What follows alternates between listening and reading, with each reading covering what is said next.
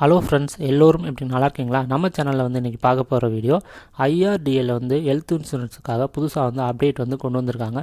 April 1, 2024 இந்த update வந்து நடைமுறைக்கு வந்துருச்சு. ஃபஸ்ட் அப்டேட் பார்த்தீங்கன்னா PED அப்படின்னாலே இனிமேல் வந்து 36 மாதம் தான்.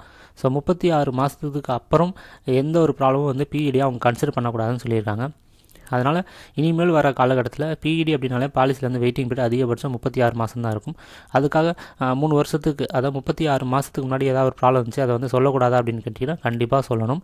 நீங்கள் சொல்கிறத பொறுத்து தான் அவங்க வந்து பாலிசி தரலாமா வேணாமான்னு அவங்க டிசைட் பண்ணுவாங்க. அடுத்து ஸ்பெசிஃபிக் டிசீஸ் சர்ஜரி, அதாவது கிட்னி ஸ்டோன், எர்னியா, வெயிட்டிங் பீரியட் பார்த்திங்கன்னா 48 மாதத்துலேருந்து 36 மாதமாக குறைச்சிருக்காங்க. ஆனால் இது ஒரு ப்ராப்ளம் கிடையாது. ஏன்னா இப்போ உள்ள பாலிசிலாம் வந்து அதிகபட்சமாக 24 மாதம் தான் வெயிட்டிங் பீரியட் வந்து இந்த ப்ராப்ளத்தை வந்து தராங்க. அடுத்த முக்கியமான ஒரு விஷயம் வந்து மொரட்டோரியம் பீரியட் பார்த்திங்கன்னா உங்களுக்கு வந்து 96 மாதம் முன்னாடி இருந்துச்சு. இப்போ பார்த்திங்கன்னா 60 மாதமாக குறைச்சிருக்காங்க. மொரட்டோரியம் பீரியட் அப்படின்னா நீங்கள் வந்து பாலிசி எடுத்து கண்டினியூஸாக ஒரு குறிப்பிட்ட காலத்துக்கு ப்ரீமியம் கட்டுறீங்க அப்படின்னா அதுக்கப்புறம் வந்து பாலிசி கண்டிஷன்ஸ்க்கு உட்பட்டு உங்கள் கிளைம் வந்து ரிஜெக்ட் பண்ணக்கூடாது. அதாவது நீங்கள் முன்னாடியே ப்ராப்ளத்தை சொல்லலை, உங்களுக்கு PED மறைச்சிட்டிங்க அப்படிலாம் சொல்லி ரிஜெக்ட் பண்ணக்கூடாதுன்னு ஒரு ரூல் இருக்குது. அதுதான் மொரட்டோரியம் பீரியட்.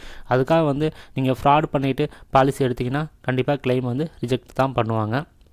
வணக்கம்.